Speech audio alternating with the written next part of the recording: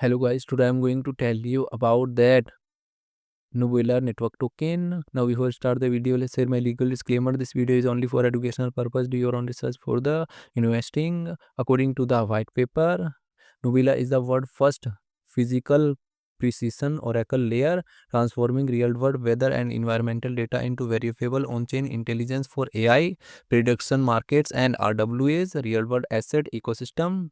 Nubila operates a decentralized sensor network that captures hyperlocal real-time environmental signals such as temperature, humidity, rainfall, wind, and solar radiation. The validates them on-chain through 16,000 plus community operated validator nodes across 120 plus countries. According to website, the data is cryptographically verified and stored on chain, forming the foundation of a transparent tamper proof oracle that bridges the physical world and digital finance.